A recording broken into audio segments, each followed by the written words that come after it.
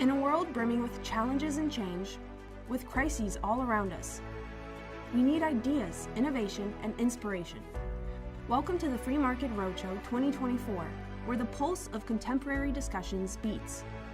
Call Professor Daniela Koleva to the floor now, and Professor Krassen Stanchev, and they will talk about communism.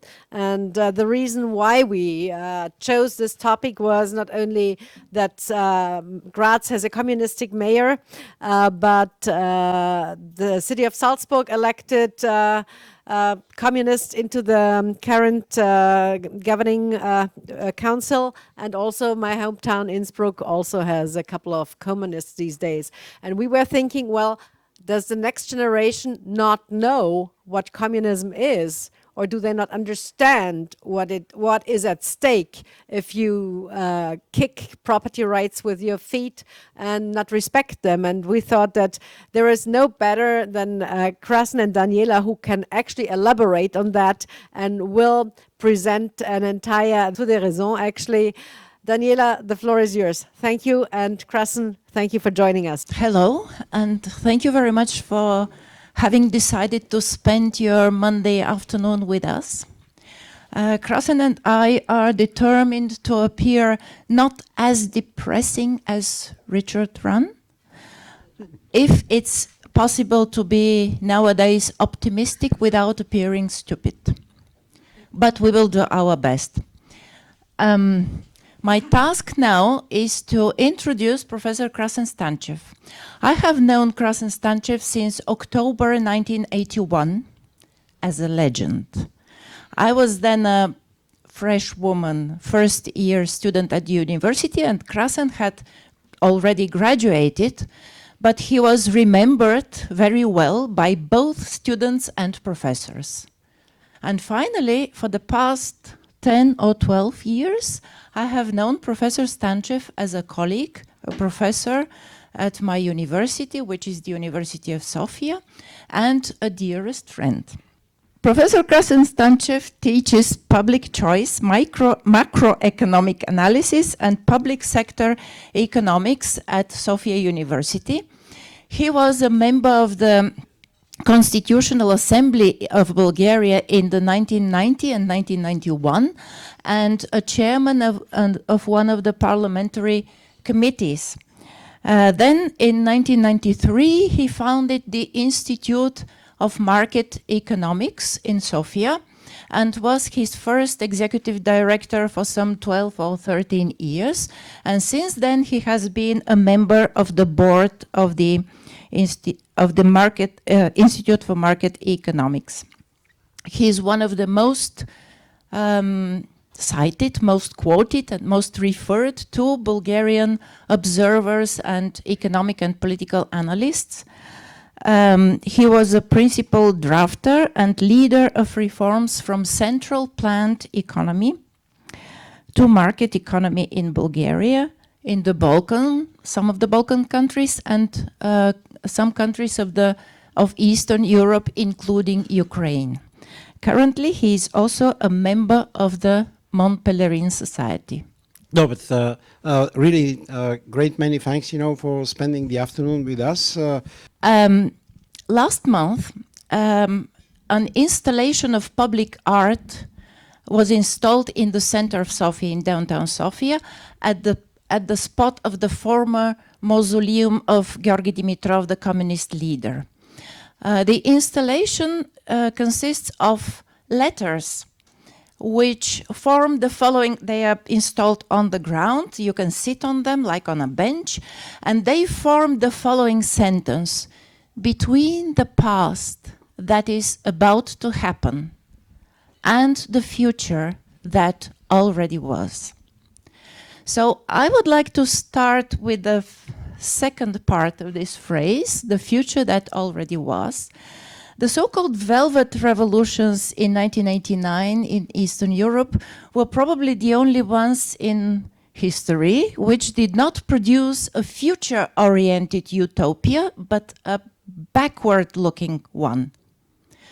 There was a lot of talk in the early 90s about return return to normality, return to Europe, return to the democratic traditions, and so on. Was that a kind of a Sonderweg? And how did it influence the developments afterwards? At first, we were thinking that this is zurück zu den Buchern, you know. But eventually, what we had there in those years is that the generation of 1968 suddenly understood that they cannot continue with the system as it was because nobody was liking what is being produced. All the economies were malfunctioning. The government was as big as 70% of GDP. The ownership was like average, you know, in our countries, like 96, 97% of GDP, state-owned enterprises.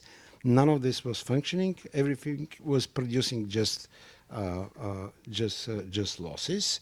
So the only way was, you know, and this was stated by Havel, by Solzhenitsyn, by Georgy Markov, who was killed in London by the so-called famous Bulgarian umbrella.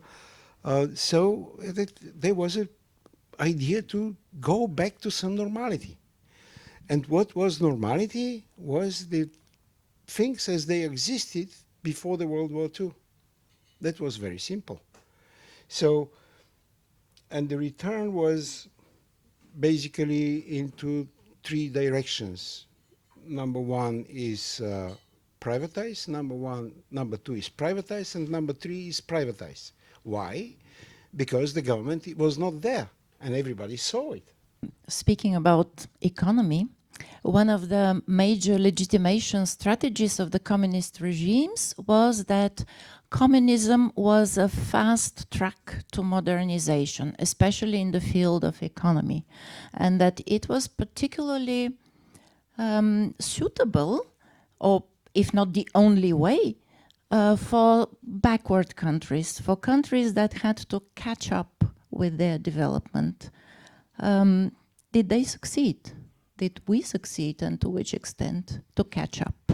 No, what happened actually, that's basically quoting Lenin, yeah? But what happened actually is that Central European countries, Bulgaria, Romania, because the Baltics are a different case, you know, they were basically invaded, you know, by the Soviet Union, and the Soviet invasion in this part of Europe lasted for 142 years. This is not an exact, a momentous affair. It lasted a long. So if you add to that, you know, the Russian invasions, you know, we have already 182 years of Russian Soviet occupation of foreign territories. So in fact, what we had at the beginning, it was a fast track, you know, to poverty. That's why, you know, there were several generations. I started with 68, but there were several generations of resistance.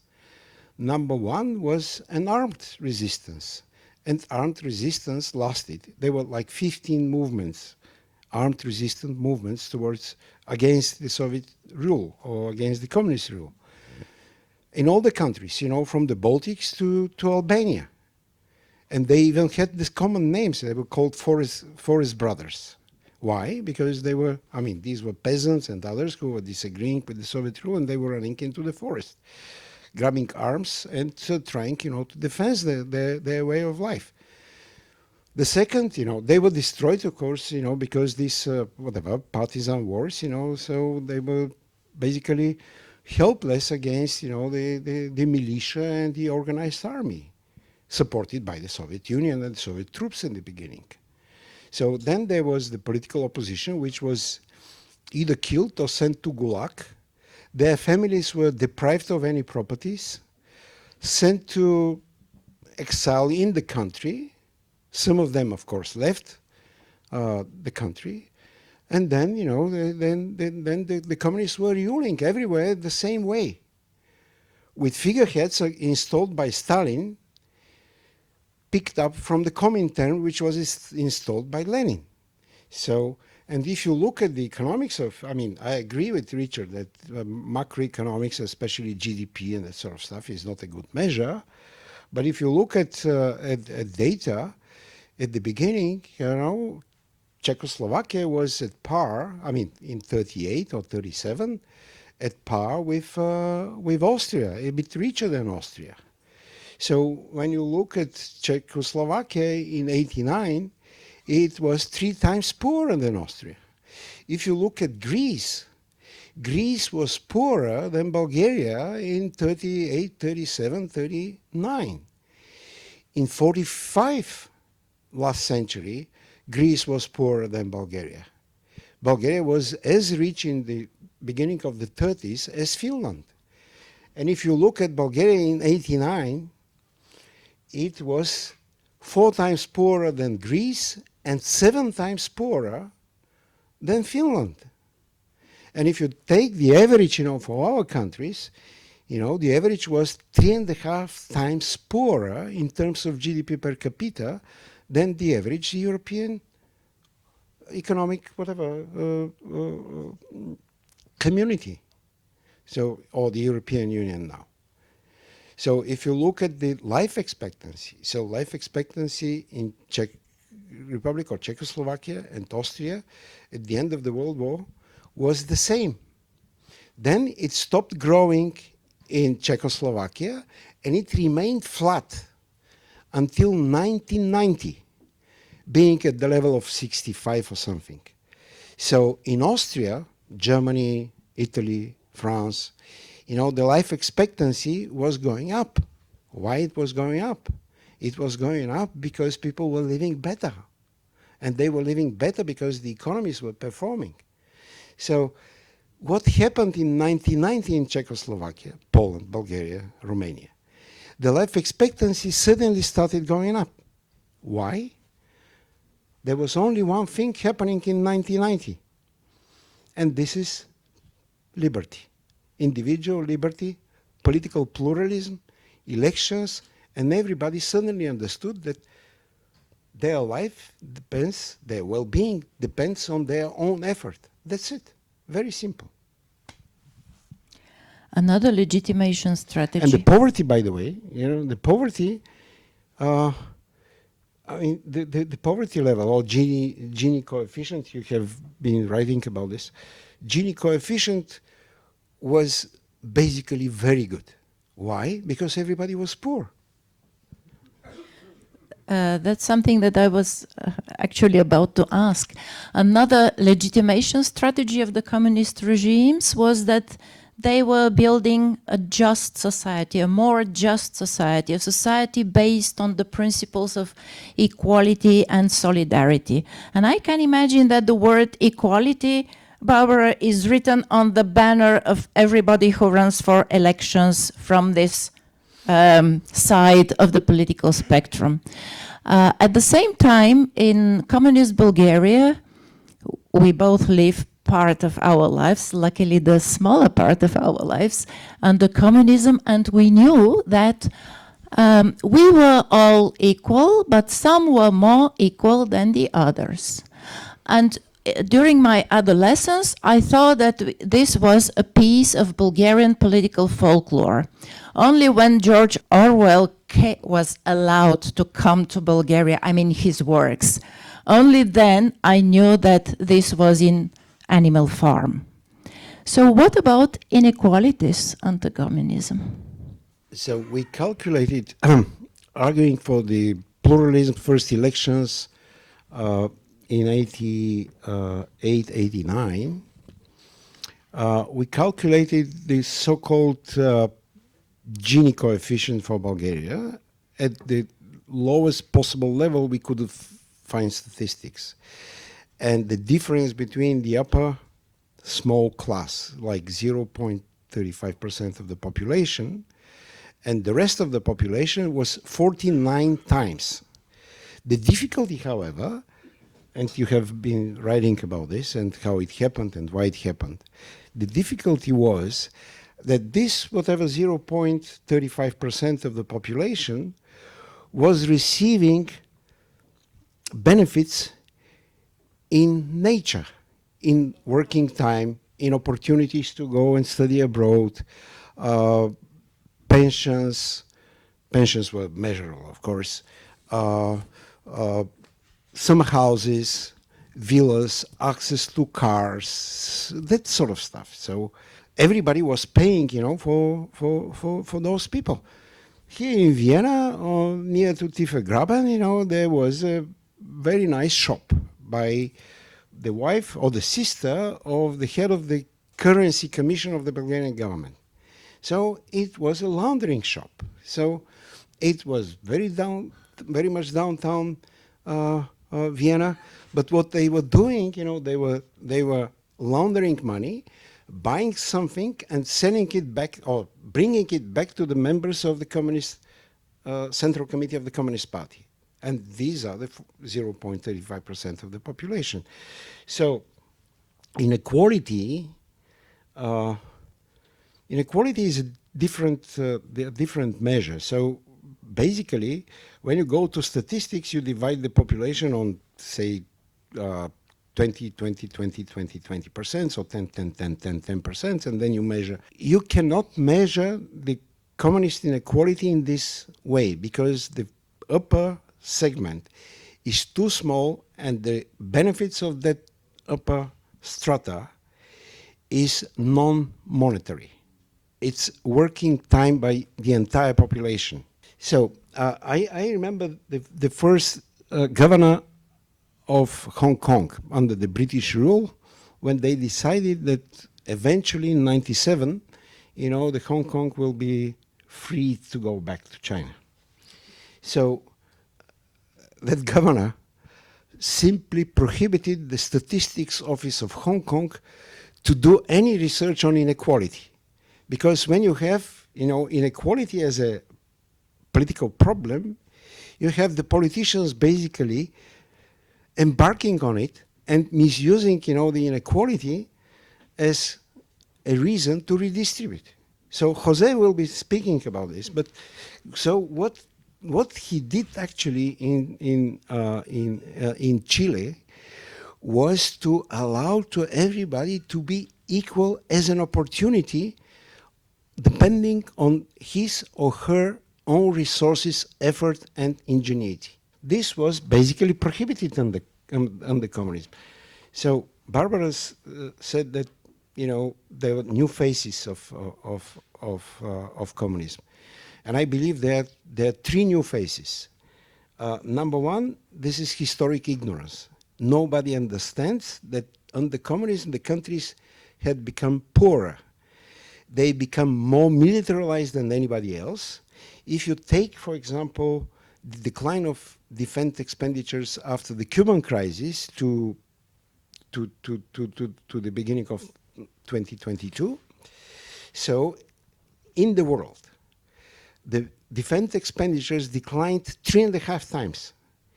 If you take our countries, the Warsaw Pact countries, the defense expenditures in the Soviet Union were between 15 and 17% of GDP.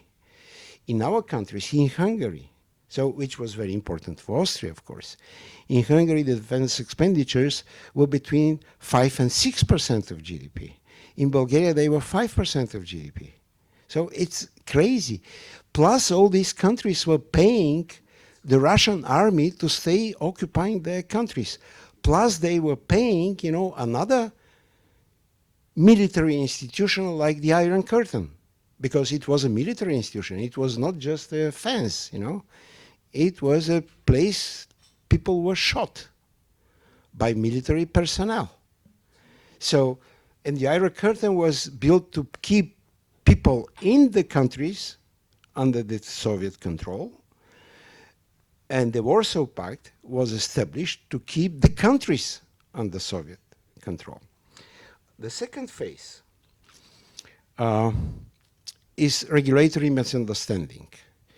So contemporary regulatory socialism has no idea that under regulation you may go to expropriation.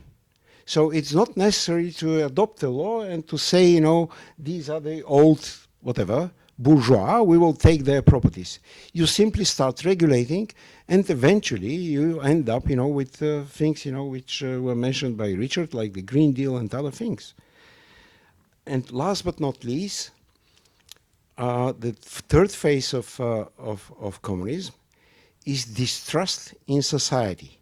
These are politicians which do not trust the individuals, not the other way around.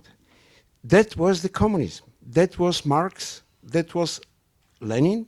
That was Stalin. They did not trust the people. They believed that they can tell people what to do. So, and not understanding this very important feature of communism by those who elect, different mayors here and there, is absolutely important, because this means that these people do not understand two things. Number one, that you need a violence in order to press people to do what you think is right.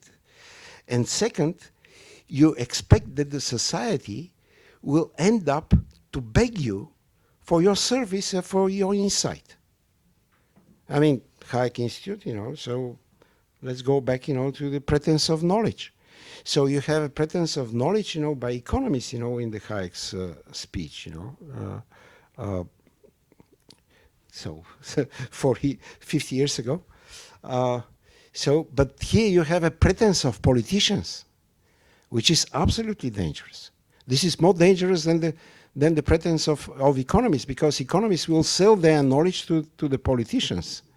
So, but the politicians will directly use this pretense, to impose to impose on people something.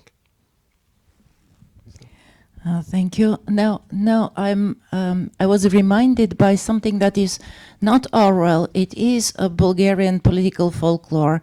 There was a slogan which we knew in our childhood and adolescence, and it went, "Everything in the name of man, everything for the benefit of man."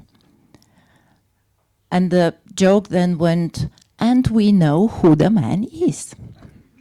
And indeed, speaking of non-monetary benefits and this type of unmeasurable inequalities, I have indeed seen lists of names of men and women who were entitled to special medical care in the special government hospital in Sofia, something that cannot be captured by any Gini or whatever coefficient measuring monetary inequalities. But I would like to go now to another anniversary that Barbara did not mention, and this is the 20 years since the EU accession of the Central European and Baltic post-communist countries. On this occasion, you published an article which is titled Generation 1968, The Road to Prosperity and EU Accession.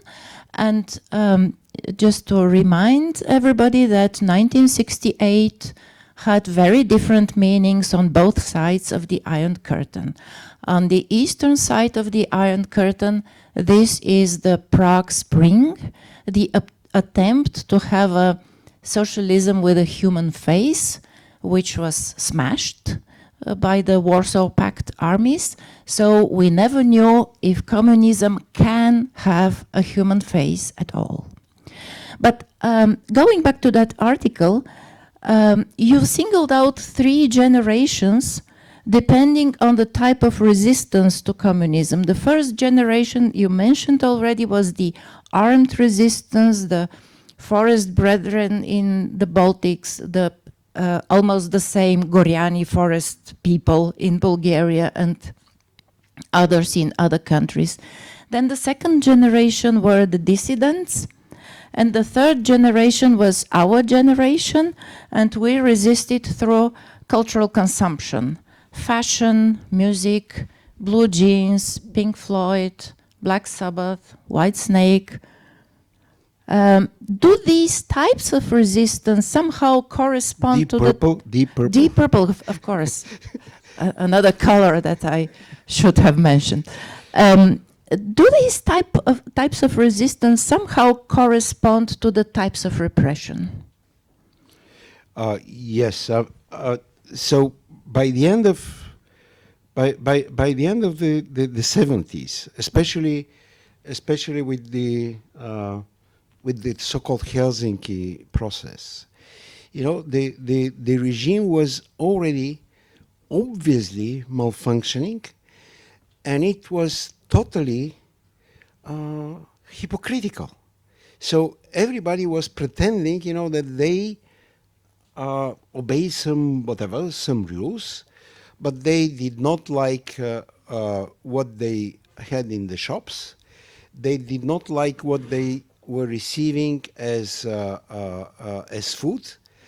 In Bulgaria, Romania, Poland, 63% of the families were producing something, for the winter at home. We call it canning economy, So why? Because there were deficits and that sort of stuff. If you were to have a preference, you were allowed to have a preference, you would prefer an Audi or a Volkswagen or Alfa Romeo, but not, a Trabi or Lada. So if you were about to free choose the music, so you would listen to Radio Luxembourg, you would listen to all these colorful names, so Frank Zappa, but in Czechoslovakia they were banned and they were sued in the court. So as late as 79. So what actually we did, we were still listening to Frank Zappa, all the colorful bands, of course Beatles, Rolling Stones, you name it. We were doing, the samizdat. We were translating songs. That's how I learned English, translating Beatles, Rolling Stones, and Black Sabbath. This opposition was already within our souls. It was not so much with arms. So, and when 89 came, we just went and took the elections. That's it. Let's not grow nostalgic for that time. One last brief question from me. Let's go back to the first part of that sentence. The past that is about to happen. To me, who has lived through communism, this sounds as a warning in the context of growing quasi-nostalgia, illiberalism, populism. Is it really a warning? Is there a real danger, or is it just that we're living in post-optimist times? The three phases of the new communism are actually phases of three ignorances, but the most important ignorance is the ignorance about the past. So if you try to go back to something which was proven as wrong, so it's already dangerous. And it is dangerous because of these three things. It is dangerous because it is distrust in individuals and their liberties. It is dangerous because it is misunderstanding of central planning. And it is dangerous because you basically decide not to learn from the mistakes of the past. Thank you. Thank you. I was in high school around the time that socialism was collapsing. I was drafted in the army for 2 years, and as soon as I came out, we heard one morning that our dictator that we thought will outlive us all and live for 1,000 years had finally been replaced. We didn't know that socialism will collapse soon after that, but well, things started rolling very quickly. My question is, from your perspective, when you lived under socialism, what was the most oppressive thing? Because to me it looks like here in the free world today, we are trying to bring back something that to me, at the time, as a teenager, was the most hateful thing. And that's this climate of political correctness, that you have to believe something, you have to express yourself in a certain way. I was a heavy metal fan at the time, and I liked AC/DC and Kiss and all these bands. And the police would come and they will beat us up. And they will force the DJ to only play Bulgarian pop music. And so I just came this morning to this building, and on the ground floor, everywhere you can see those huge posters that are teaching you what to think, how to express yourself, how to talk to people. There is currently here in a free country like Austria, penalties, as far as I know, and the police will come and they'll take you to court and they'll put you in a cage if you express your free thoughts. What is your opinion of what's happening now? Was that the most intolerant thing to you of our regime? And how is it that we are bringing it back now that we don't have the Socialist Party to blame? I think, what we saw down in the foyer is basically an example of distrust into the individuals. So the good thing about the thing we saw there is that this is an initiative of a private, whatever, organizations to teach, private individuals how to behave. As long as it becomes a public policy, it becomes already a violence against the independence of the individual souls. And that was the difficult period, you are mentioning. But of course, there were different periods before that, and, there were periods, you could just disappear, We had a category by Bulgarian KGB and Bulgarian courts, and it was a category of the former people. This is literary translation from Bulgarian.